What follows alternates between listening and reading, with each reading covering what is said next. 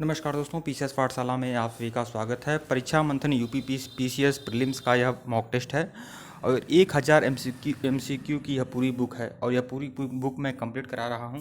तो इसके पहले का वीडियो नहीं देखे हैं तो प्लेलिस्ट में जाइएगा। परीक्षा मंथन यूपी पीसीएस प्रीलिम्स 1000 एमसीक्यू के नाम से प्लेलिस्ट बनी हुई है।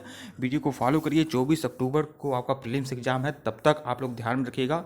पूरा का पूरा जो 1000 एमसीक्यू मैं आप लोग को उपलब्ध करा रहा हूँ परीक्षा मंथन का है, इसे परीक्षा होने तक फॉलो करिए। कम से कम 1000 एमसीक्यू कंप्लीट कर लीजिएगा। उम्मीद है, ऐसा मैं उम्मीद कर रहा हूं कि 15 से 20 प्रश्न 25 प्रश्न आप लोग को यहां से देखने को मिल सकते हैं, क्योंकि यह जो भी करंट अफेयर है, चाहे इतिहास है, भूगोल है, राज्य व्यवस्था, विज्ञान, प्रौद्योगिकी, जो भी प्रश्न है वो बहुत ही मोस्ट इंपॉर्टेंट प्रश्न है। तो इसे नज़रअंदाज बिल्कुल मत करें। प्लेलिस्ट को फॉलो करिएगा। परीक्षा मंथन यूपी पीसीएस प्रीलिम्स 1000 एमसीक्यू का नाम प्लेलिस्ट है और टेलीग्राम बिल्कुल ज्वाइन करिएगा। टेलीग्राम का लिंक डिस्क्रिप्शन में है और इस वीडियो को शेयर जरूर करिएगा। शेयर करेंगे हमारा मनोबल बढ़ेगा। हम आप लोग को जल्द से जल्द 1000 एमसीक्यू की प्रैक्टिस सेट आप लोग को देने का प्रयास करेंगे। तो इसे शेयर करिए ताकि व्यू आए, लोग देखें तो हमारा मनोबल बढ़ेगा। आइए सीधे शुरुआत करते हैं।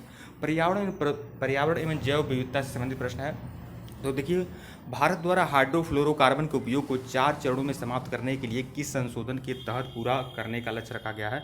तो वह समझौता है किगाली समझौता। और इसमें क्या है, यहाँ पर देख लीजिए, भारत द्वारा हाइड्रोफ्लोरोकार्बन के उपयोग को किगाली समझौता के तहत 4 चरणों में पूरा करने का लक्ष्य रखा गया है। 2032 तक 10% कम कर दिया जाएगा, 2037 तक 20% और 2042 तक 30% और 2047 तक 80% हाइड्रोफ्लोरोकार्बन जो है कम कर दिया जाएगा। 4 नई रामसर साइटों के संदर्भ में इनमें से कौन सा कथन असत्य है? 4 नई रामसर साइटों के संबंध में कौन सा कथन असत्य है, ये आपको बताना है। तो यह आप लोग देख लीजिए, इसमें 4 कथन दिए गए हैं, उसमें विकल्प डी मतलब उत्तर डी यही आपका असत्य है। इसको ध्यान, जो असत्य है उसको ध्यान ही नहीं देना है। तो आइए शुरुआत करते हैं। देखिए, भिंडावास वन्यजीव अभयारण्य यह हरियाणा में है।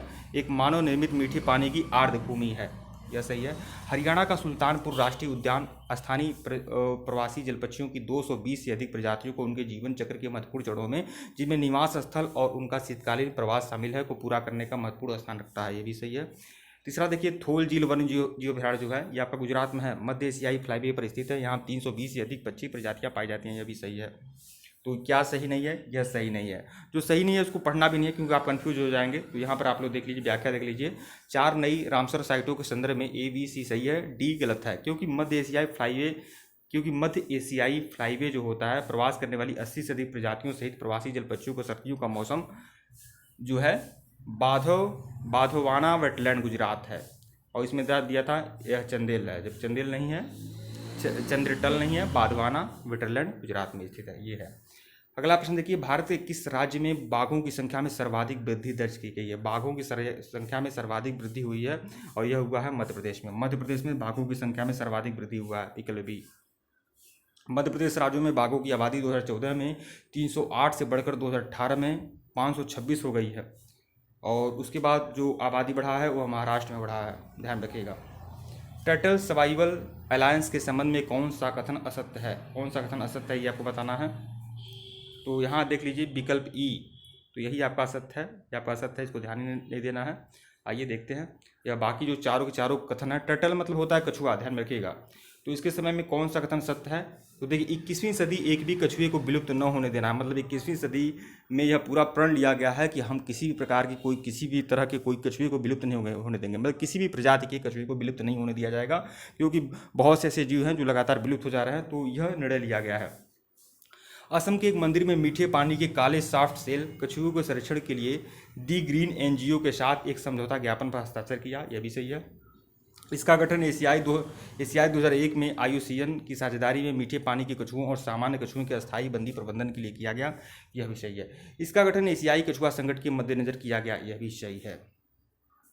क्या सही नहीं है? तो यही आपका विकल्प ई जो है आपका सही नहीं था। देख लीजिए, व्याख्या देख लीजिएगा। टर्टल सर्वाइवल अलायंस के संबंध में ABCD सही है, ये जो ई है गलत है। एशियाई कछुआ संकट भारतीय बाजारों में नहीं बल्कि चीन के बाजारों में अवैध तरीके से निरंतर कछुआ आपूर्ति से संबंधित है।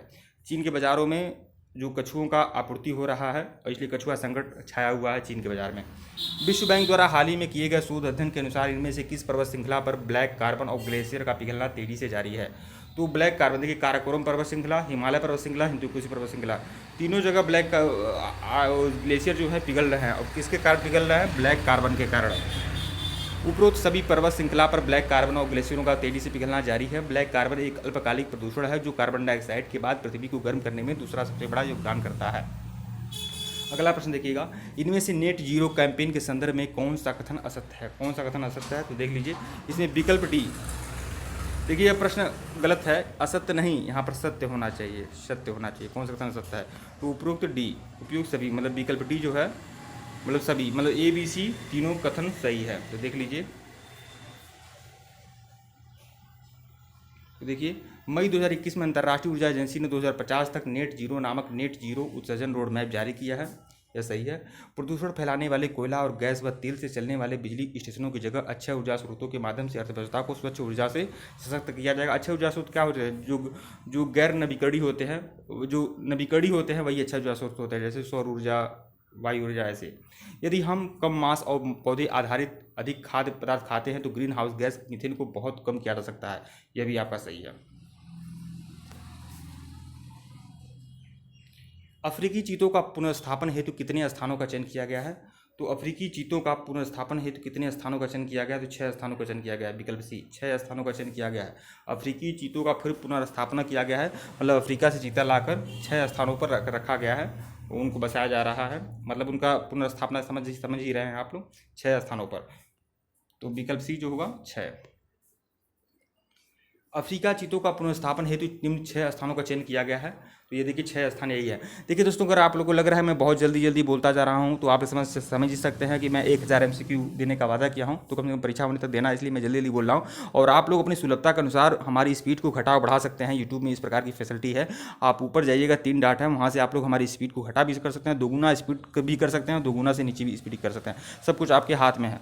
तो आइए देखते हैं। तो यहाँ पर 6 स्थानों पर अफ्रीका के चीता को बसाया गया है। यहाँ पर देखिए मुकुंदुस हिल्स टाइगर रिजर्व जो है राजस्थान में, और फिर आपका राजस्थान का एक है शेरगढ़ वन्यजीव अभयारण्य जो है राजस्थान में, और फिर मध्य प्रदेश के 3 हैं, Gandhinagar wild life sanctuary Madhya Pradesh, फिर कुनू राष्ट्रीय उद्यान मध्य प्रदेश, फिर आपका नौरादेही वन्यजीव अभयारण्य जो है मध्य प्रदेश, फिर माधवगढ़ राष्ट्रीय उद्यान जो है मध्य प्रदेश। मतलब कुल मिलाकर 4 है मध्य प्रदेश के 4 हैं, और 2 जो हैं राजस्थान के हैं।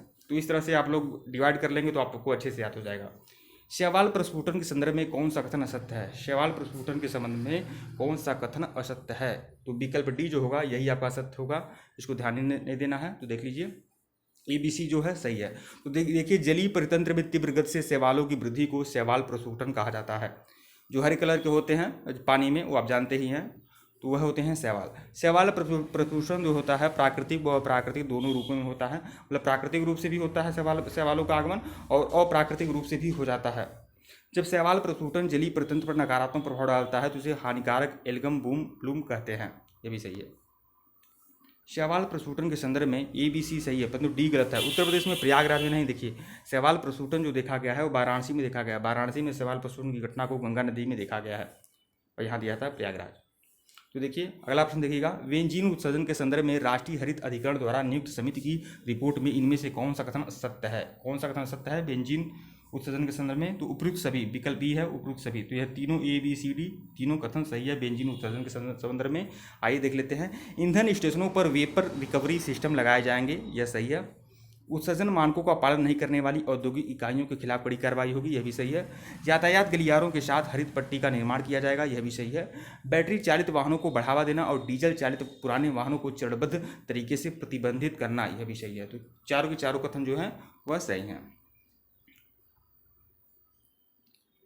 डीप ओशन मिशन के संदर्भ में कौन सा कथन सत्य है? डीप ओशन मिशन के संदर्भ में कौन सा कथन सत्य है?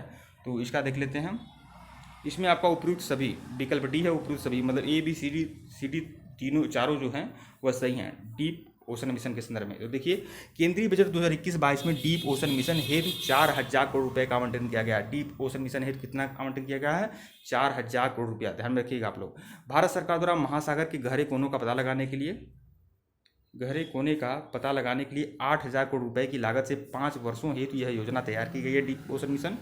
इस मिशन के द्वारा सागरों महासागरों के जल के नीचे की दुनिया के खनिज ऊर्जा समुद्री विविधता की खोज की जाएगी। तो ABC जो 3 कथन दिए गए हैं डीप ओशन मिशन के संदर्भ में, तीनों कथन सही हैं।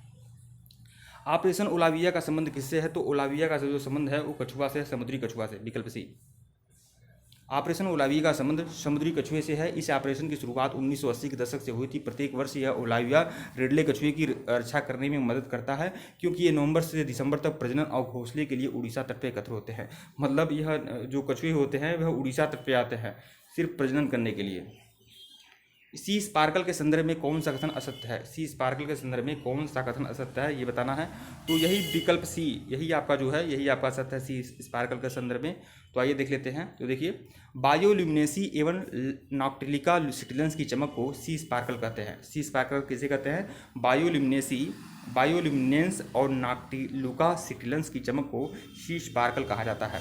वर्ष 2020 में central marine fisheries research institute के अनुसार सी स्पार्कल में समुद्री खाद्य श्रृंखला को प्रभावित किया है।